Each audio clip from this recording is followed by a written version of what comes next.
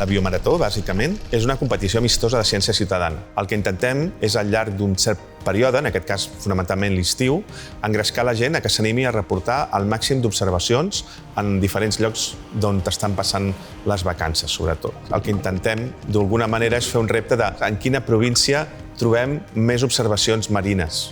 Si a Tarragona, si a Barcelona, si a Girona, poden ser algues, poden ser peixos, poden ser crustacis. En general, el que volem és que siguin organismes costaners i, sobretot, bàsicament, marins. Sempre reportem o bé una fotografia o, en alguns casos, si també es vol, es pot reportar so. Si tu sents un ocell, sents un insecte. Òbviament, en el cas de sota l'aigua, necessites càmeres que es puguin mullar. Ja no necessites gaire més, perquè tu vas fer les fotos, si saps el que és, ho apuntes, i si no saps, ho demanes a la comunitat i la comunitat t'ajuda. Tenim una plataforma que s'anomena Minca. Minca, bàsicament, és com una xarxa social, però, en canvi, aquesta té unes certes finalitats, si voleu, de coneixement. El que ens interessa, al final, és saber on s'ha fet la foto, quan s'ha fet aquesta foto i, òbviament, què és aquesta foto.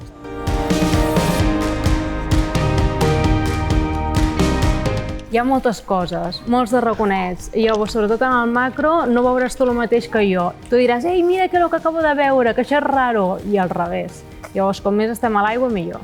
A més, quan tu penges alguna dada de coses que tu no tens massa clar el que és, hi ha gent que tu diu, mira, doncs això és l'altre, vull dir que t'ho corregeixen. La biomarató enganxa, perquè tu estàs veient una biodiversitat sota l'aigua que en cap cas els millors dels seus somnis et podries imaginar.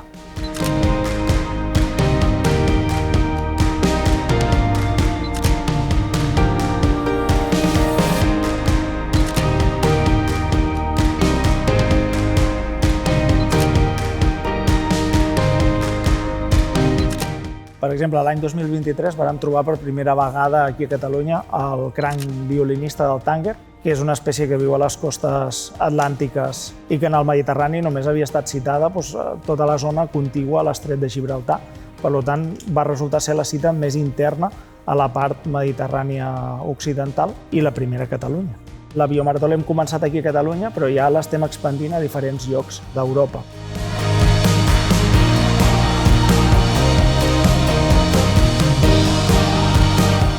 Aquelles dades que acaben assolint un cert grau de validació, és a dir, que ens hem posat tots d'acord de quina espècie es tracta, es pugen a repositoris globals. Què vol dir això? Que gent que, per exemple, faci estudis de gran escala, què passa en tota la Mediterrània o què passa en tot el món, puguin accedir a aquestes grans bases de dades i puguin extreure aquestes dades. Quan vam començar amb les platges urbanes, la gent pensava, què trobareu aquí? 4 pedres, 4 blocs de ciment i 4 plàstics, no? Doncs ens hem trobat que no, que de fet les platges urbanes poden tenir un contingut d'espècies, o el que se'n diu la riquesa d'espècies, sorprenentment alt.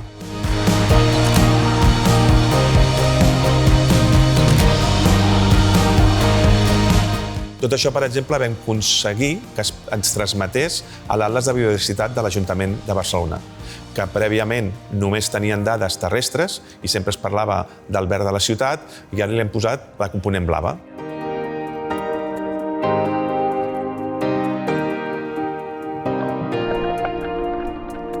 Jo soc psicòloga, llavors no tinc gaire coneixement de les espècies, però sí que m'ha sobtat i m'he anat formant amb les persones participants de la quantitat d'espècies que hi ha a Barcelona de vida marina.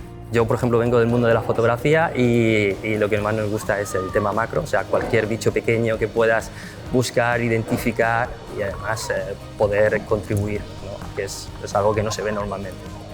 El 2021 se sabien moltes més coses, per exemple, del que hi havia a l'Antàrtida, del que hi havia aquí al davant. Quan més coneixes, més estimes. I això jo crec que és la base per poder començar a plantejar-nos noves formes d'aproximar-nos, si voleu, a la gestió dels espais naturals i fer-ho d'una manera més sostenible.